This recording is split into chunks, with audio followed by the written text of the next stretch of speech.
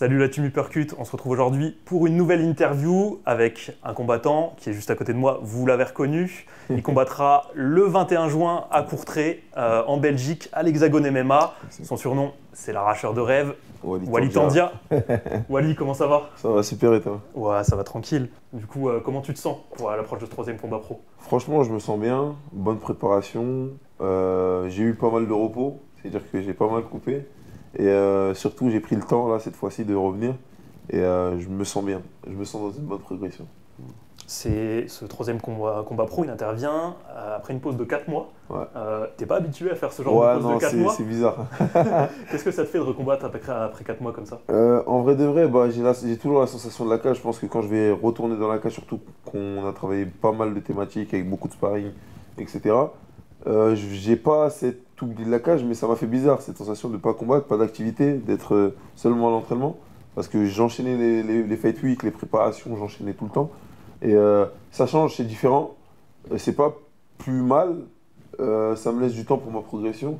Et surtout, on a le temps d'être réfléchi. Mais ça m'a fait bizarre, c'est ma première fois, du coup, c'est bizarre, il y a un temps d'adaptation à avoir. Et franchement, on l'a eu et j'espère que ça va résulter en bien dans la cage le 21. Et du coup, cette pause de 4 mois, elle était réfléchie, c'était nécessaire pour toi ou t'aurais pu combattre direct après? Non, moi j'aurais pu, moi si mes coachs ils m'ont dit, toi c'est fini, toi, l'entraînement, je ne vais pas te voir à la salle, je te vois nulle part, prends des vacances. Et je te jure, moi je voulais limite continuer sur un troisième combat pro, parce que je me dis, moi en fait, tant que je suis en santé, et même avec des blessures, parce qu'il faut savoir, le premier combat, je l'ai fait avec une fracture à la côte, le deuxième avec une fracture au niveau de l'œil. J'ai continué, j'ai toujours voulu combattre. Et mes coachs ils m'ont dit là ça y est, tu as besoin de temps pour tes blessures. Et tu as besoin surtout que ça fait 2 ans et demi. Depuis que j'ai commencé la MMA, mon premier combat de MMA, je l'ai fait le 19 novembre 2022. Et depuis 2022, j'ai fait, on a 2 ans et demi, j'ai fait je vais sur mon 35e combat ce week-end. Franchement, cette cadence-là, j'ai regardé partout, même dans le monde. Je sais pas si vous pouvez me sortir un combattant qui a fait 35 combats en 2 ans et demi. Tu vois, c'est compliqué à sortir. Tu vois. Impossible. Et surtout, avec ce rythme. c'est 35 combats en 2 ans et demi, mais des fois, t'enchaînais 4 combats 4 en combats 40 en heures. week-end, ouais, exactement. C'était ça qui était fou. Exactement, ouais. Franchement, avec du recul, et surtout, je l'ai vu et je parlais avec certains combattants et d'autres gens du milieu, ils me disaient, mais comment tu faisais pour faire ça? Et moi, je leur ai dit, la détermination, là, j'avais faim. Et j'ai toujours faim, c'est-à-dire que cette dalle-là, elle va se transformer différemment parce que là, je ne peux plus combattre 4 fois en week-end. Du coup, le seul combat que je pourrais faire, je vais l'amocher, je suis obligé de le détruire parce que je sais que je peux que recombattre dans 20 ou 1 mois ou 30 jours, tu vois. Et ça, c'est problématique, enfin. Ouais, le laps de temps, il est plus. Il est plus, ouais, exactement. Autant que la fin. C'est exactement, ça nourrit plus ma faim maintenant. C'est ça qui est bien. Tu as fait tes débuts pro cette année, du coup, premier combat le 10 janvier, deuxième combat le 1er février. Exact. Tes débuts pro, tu es en 2-0, c'est Ouais. des débuts réussis, Ouais, clairement. 2 victoires. Face à des mecs dans le circuit depuis un moment. Ouais, Christopher Odena et Rivaldo Pereira, le portugais. Sur ces combats-là, qu'est-ce que tu en as tiré justement de ces débuts pro? J'en ai tiré déjà de l'expérience parce que j'ai fait 3 fois 5 minutes 2 fois. C'est-à-dire qu'au total, j'ai déjà 30 minutes passées dans la cage.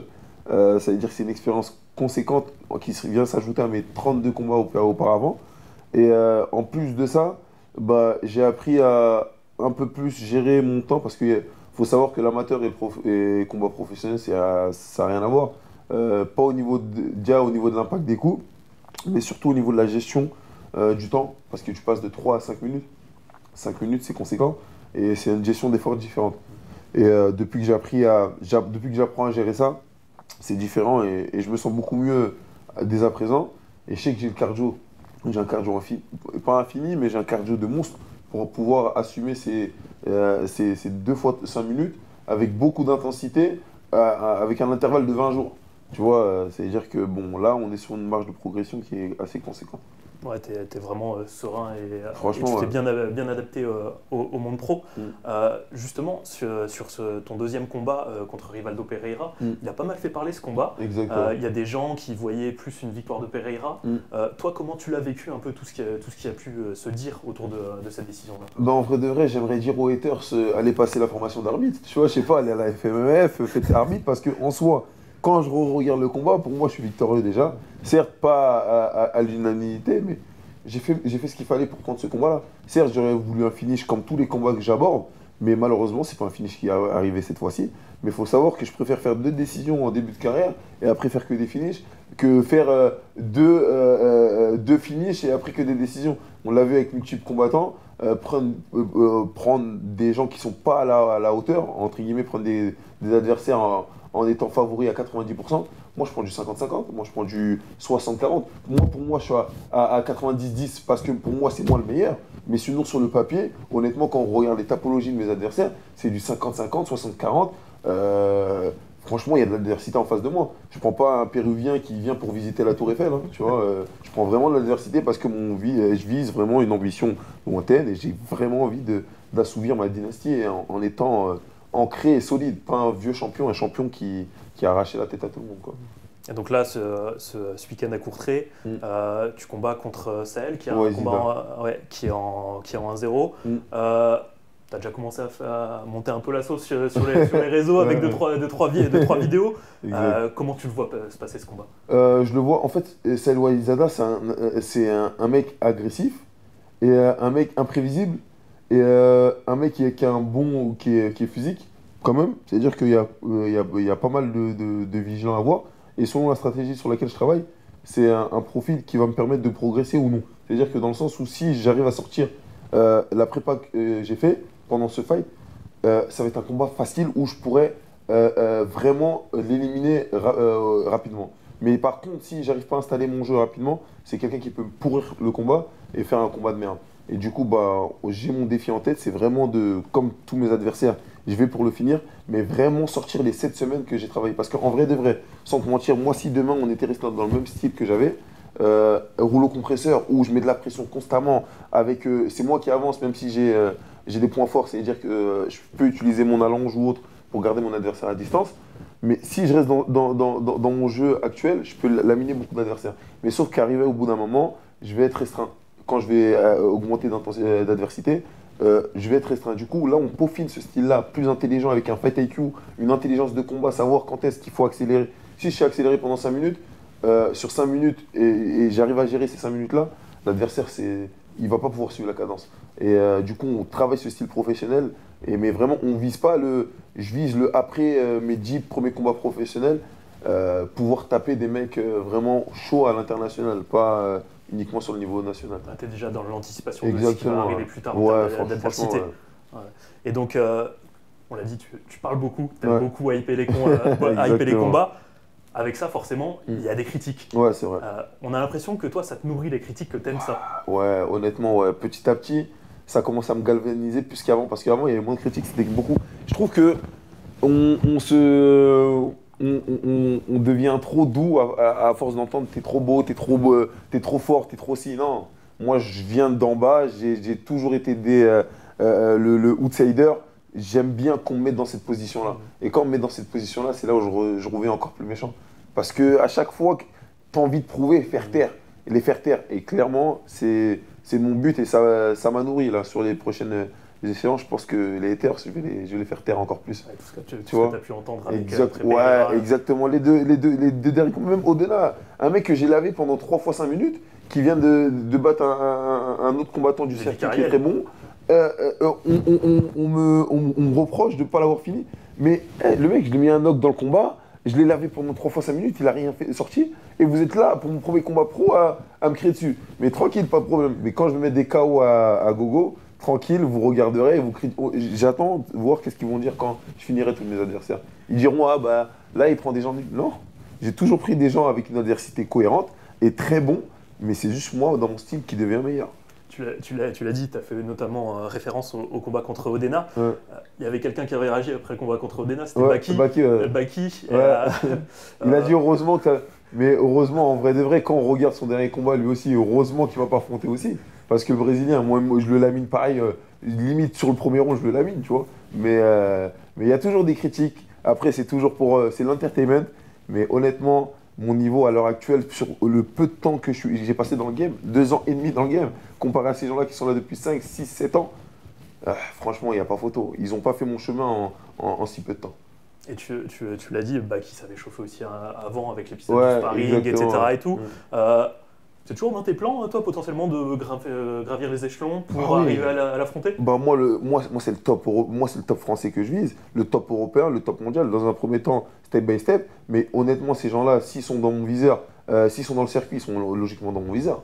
Au bout d'un moment, je pense que c'est un combat qui me hyperait moi et qui hyperait toute la France entière aussi également. Ah, je pense. À l'image de certains combats qu'on a pu voir dernièrement. Mais honnêtement, je pense que d'ici même pas 2 ans, 1 an et demi, le niveau auquel que j'atteindrai avec la rigueur que je mets en place, franchement, j'ai rien à envier à tous mes potentiels adversaires. En termes de structure, j'ai une putain de structure, j'ai des putains de coachs, j'ai des putains d'aptitudes. J'ai tout pour moi, honnêtement, j'ai tout pour moi. Et franchement, c'est qu'une question de temps avant d'assouvir à mon réel potentiel. Tout ce que tu vas arriver, tu le visualises déjà. Exactement. Ouais. Justement, de parler beaucoup, ça attire les critiques aussi. Mm. On a eu des cas comme ça de combattants qui parlaient beaucoup. Je pense notamment à Cédric Doumbé, qui ont pu aussi subir après le contre-coup, notamment après la défaite contre Baki. Est-ce que toi, quand tu vois ça, un peu tout ce qu'il a pu prendre sur les réseaux sociaux derrière, tu te dis, ça te freine un peu dans ta communication? Non, rien à foutre. Parce qu'en vrai, de vrai, que je parle ou je parle pas demain, que je gagne ou je perds, le résultat il reste le même. Si je perds, je suis amené à perdre. C'est-à-dire que parce que tu n'as pas parlé, on va être gentil avec toi. Non, les gens sur Internet, ils sont sans peine, ils n'ont pas de cœur. Les gens, ils en ont rien à foutre que tu gagnes ou que tu perds. C'est-à-dire que moi, demain, que je gagne ou je perds, c'est mon cheminement. L'objectif, c'est Vegas. Si le Vegas, il doit arriver avec 5 défaites, j'en ai rien à foutre. S'il doit arriver avec 0 défaite, j'en ai rien à foutre, j'irai à Vegas. Et j'arracherai tout le monde comme ça. Et si tu dois être amené à critiquer, même si demain, je suis amené à perdre, certes, demain, quand tu perds, tu n'es pas tout beau tout rose, tu n'as pas envie de parler avec tout le monde, ça va plus t'atteindre. Mais moi, j'ai mon cercle proche, il est restreint. Et franchement, j'ai une belle famille autour de moi qui m'encourage. Tant que je satisfais ma famille, les haters, j'en ai rien à foutre. Critiquez tant que vous voulez. En tout cas, ces gros lards qui sont dans leur canapé, qui font rien de leur vie. Tu me critiques, qu'est-ce que j'en ai à foutre? Tu fais quoi de ta vie, toi? Et derrière ton écran, tu retournes à tes pop-corn après. Ah non, mon ref, fais ta vie, je fais ma vie, j'augmente. Tu me donnes ton soutien, tant mieux. On est ensemble, c'est la famille, ça bouge pas. Tu me donnes pas ton soutien, rien à foutre. Mais si t'as un problème, viens aussi dans la cage. Et fin de l'histoire. On règle ça à l'amiable, tu vois. Parce que les gens, ils sont comme ça. Au bout d'un moment, qu'est-ce qu'on va faire? On va se limiter par rapport aux gens? Bah non, si on se limite par rapport aux gens, ça y est, c'est fini. On s'enterre dès demain, tu vois. Et moi, j'ai pas envie de ça. T'as raison. Tu l'as dit, tu as ce mantra du 91 jusqu'à Vegas. Exact. C'est quelque chose que tu répètes beaucoup depuis le début de ta carrière. Le 91, qu'est-ce que ça... Tu viens des Tarterets, à Corbeil-Essonnes. Qu'est-ce que ça représente pour toi, cet attachement au 91? Ça représente toute ma force, tout le soutien que j'ai, même la mentale que j'ai d'être déterminé, de rien lâcher. Ça vient de là. Ça vient surtout d'abord au départ de mon père. La mentalité que mon père il m'a transmis à travers toutes les épreuves qu'il a eues et sa détermination à rien lâcher. Et on a toujours été je te dirais des cafards à la limite dans mon quartier, dans le sens où on lâche rien. Parce qu'on n'a toujours pas été... On n'a pas eu de lumière à la base. À la base, on n'avait pas de lumière. Avant l'arrivée dans la musique de PNL, de la MMZ, de Espion, de Kaneki, etc.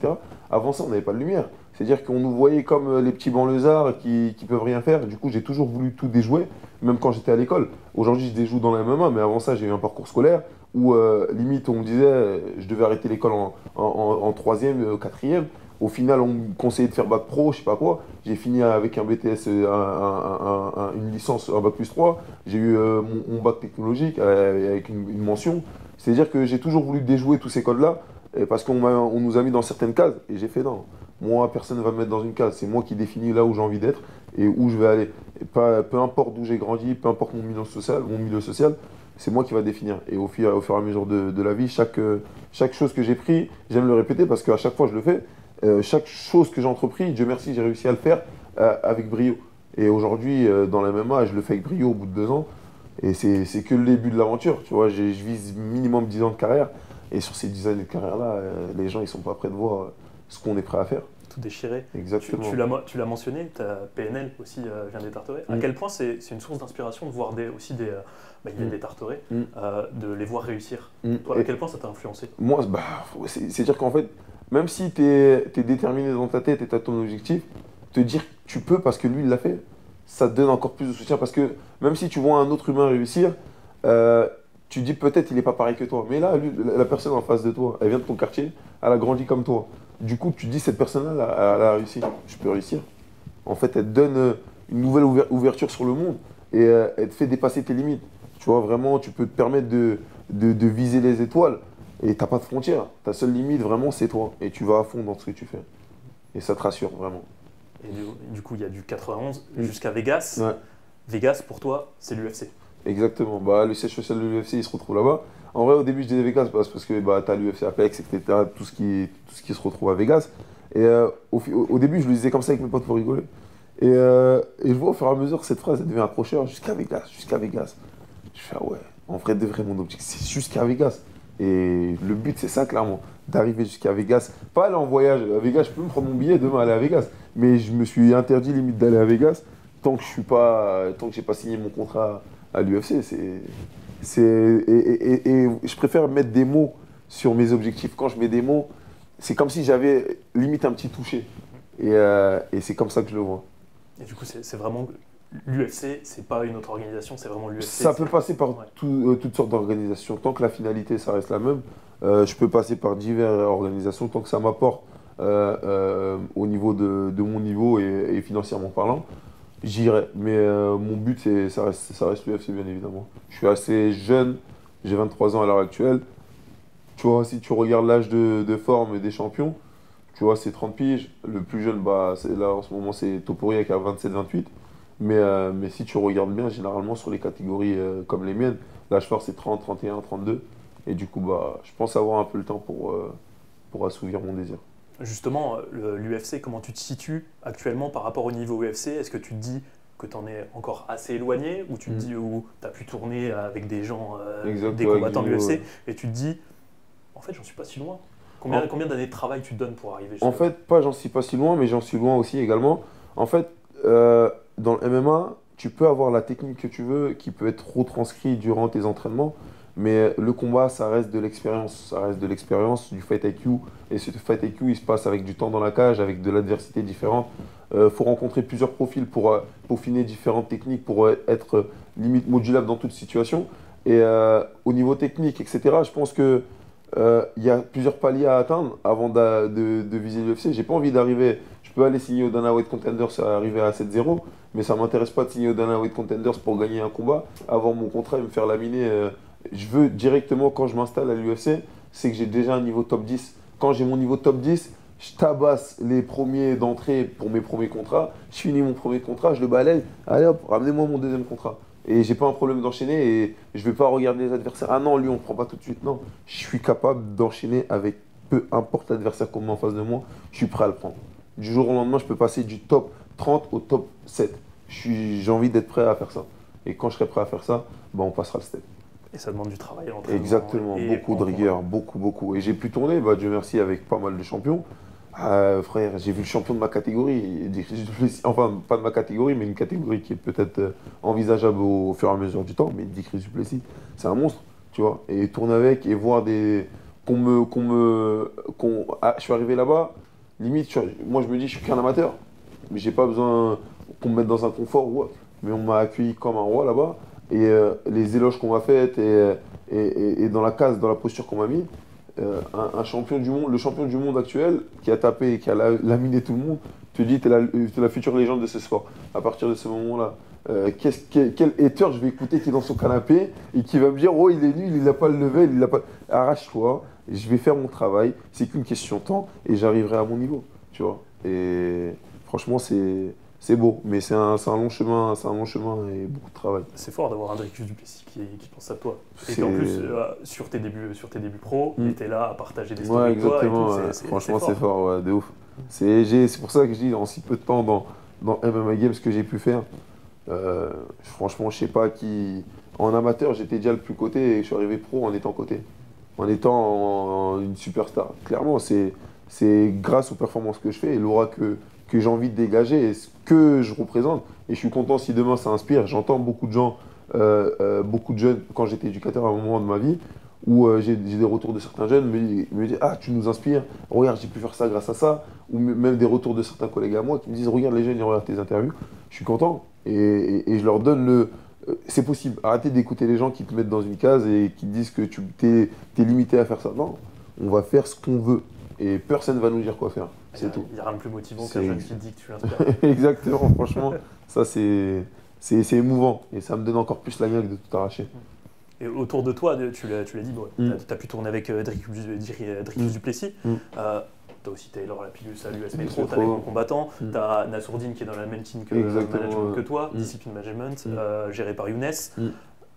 Tu prends des conseils Bah, auprès de ces gars-là? Exactement, bah, il y a une semaine, genre, on parlait avec Nassau, il me conseillait beaucoup. Franchement, il a beaucoup de recul et il mérite tout ce qu'il a pu avoir jusqu'à présent parce que c'est beaucoup d'acharnement. C'est un mec qui cravache depuis il a dédié sa vie à ça. Et quand tu dédies ta vie à ça, bah, forcément, bah, aujourd'hui, tu es récompensé par le mérite. Tout travail mérite salaire. Et franchement, c'est pour ça que je suis bien entouré. J'ai pas à me soucier, j'ai juste à rester fort et focus et à avancer step by step, à ne pas brûler les étapes.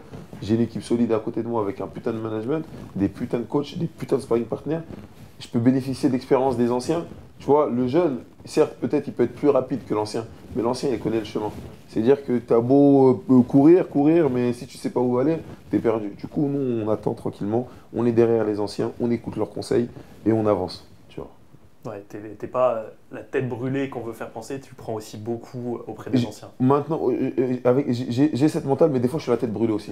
Tu vois, c'est encore un mix des deux. Je prends en maturité avec le temps. Mais je suis toujours une tête brûlée, par exemple, le fait d'accepter un combat 20 jours avant, d'enchaîner les cuties, même blessé d'y aller. Tu vois, il y a tout plein de choses que j'accepte toujours, mais c'est ce côté-là le goût du risque. J'aime le risque. Et faut avoir une mixture des deux. Et une fois que tu as cette mixture des deux, tu fais les bons choix, tu suis ton intuition. Et après, des fois, bah, ça peut cramer, tu peux faire une erreur. Mais tranquille, tu fais une erreur, tu tombes, et là, tu sais que la prochaine fois, faut pas mettre les pieds là où, dans cette chute-là, quoi. Walid Tandia, dans 5 ans, dans un monde idéal, il est où? Franchement, dans 5 ans, je pense vraiment que Vegas, ouais, Vegas fortement, on sera à l'UFC, j'espère. En tout cas, on mettra tout en œuvre pour. Ouais, je pense que je suis à l'UFC. Dans 5 piges. Dans 5 piges quand même, là on est déjà en 2025. Ah ouais, 2030 je suis à l'UFC. Oui, Ouais, je pense fortement, ouais, je suis à l'UFC. Normalement, ouais, j'aurai le niveau pour. Et je pense que je casserai des gueules à l'UFC. En tout cas, on te le souhaite. Le mot de la fin d'interview, je vais te le laisser. Ouais. Il y a des personnes qui Mm. se posent peut-être la question de ce qu'ils vont faire samedi soir. Ouais. Comment tu les motiverais à se brancher pour regarder ton combat à l'Hexagone? Les gars, un seul mot, l'équipe, le 21 juin, il y a une seule chose à faire. Branchez-vous sur RMC Sport. Le futur du sport, il est devant vous, en direct avec Hypercut. Les gars, branchez-vous, arracheur de rêve, 3e combat professionnel. Vous avez la chance de me voir à mes débuts. Soyez prêts, parce que la suite s'annonce tête méchante. On est ensemble. Salut la team Percute, nous on se retrouve très prochainement pour de nouvelles interviews. Qui sait, peut-être ce week-end, ce sera un Hypercut qui passera.